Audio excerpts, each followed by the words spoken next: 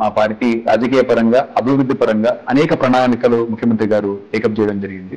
ఇప్పుడు మూసీ రిజ్యూవనేషన్ అయితేనేమి, లేకపోతే ఒక కాంప్రహెన్సివ్ మాస్టర్ ప్లాన్ 2050 అనేది కూడా హైదరాబాద్ మహానగరానికి ఏర్పాటు చేసుకుని ఏం చేస్తే ప్రజలకు మహానగరానికి ఇంకా బాగుంటుంది అనేది బేస్ చేసుకుని ఇన్ఫ్రాస్ట్రక్చర్ కూడా ఏం చేస్తే బాగుంటుంది, రేడియల్ రోడ్ల నిర్మాణం, అదేవిధంగా రీజనల్ రింగ్ రోడ్, ఇంకొక ఇంపార్టెంట్ ఆస్పెక్ట్ మెట్రోకి సంబంధించిన ఏదైతే పనులు అయితే ఎక్స్పాన్షన్ ఉన్నాయో మీరు ఒకవేళ ఆలోచన చేస్తే మెట్రో సింపుల్ అన్ ఎగ్జాంపుల్. ఎందుకంటే కాంగ్రెస్ ప్రభుత్వం అధికారంలో ఉన్నప్పుడు జాతీయ స్థాయిలో మెట్రో అనేది మనకు హైదరాబాద్ కి శాంక్షన్ చేయడం జరిగింది. మోస్ట్ ఆఫ్ ది పనులు కూడా కాంగ్రెస్ పార్టీ అధికారంలో ఉన్నప్పుడు 2014 కంటే ముందే జరిగిపోయాయి. ఆ రోజు 2014 తర్వాత మొదలుకొని ప్రజలందరూ కూడా జీజీఎంసీకి సంబంధించిన ప్రజలు ముఖ్యంగా ఆలోచన చేయాలి. ఎందుకంటే మెట్రో అనేది ఈ రోజు హైదరాబాద్ కు జీవనాడిగా మారింది. ప్రతిరోజు సుమారు ఒక 5 లక్షల మంది కంప్యూటర్స్ మెట్రోని వాడతాం.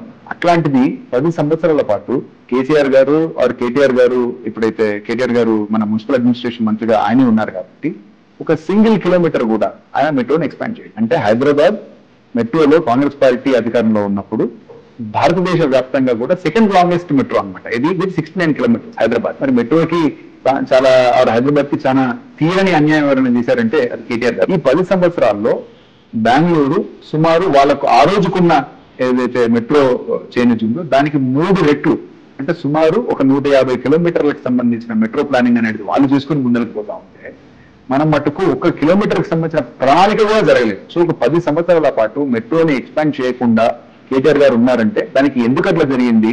ఎందుకంటే ఆయన జవాబుదారి కదా, ఆయన మున్సిపల్ అడ్మినిస్ట్రేషన్ మంత్రిగా ఉన్నప్పుడు సిటీకి సంబంధించిన ఒక మేజర్ ఇన్ఫ్రాస్ట్రక్చర్ ని ఎందుకు టేకప్ చేయలేదో ఆయన ఖచ్చితంగా సమాధానం చెప్పాల్సిందే.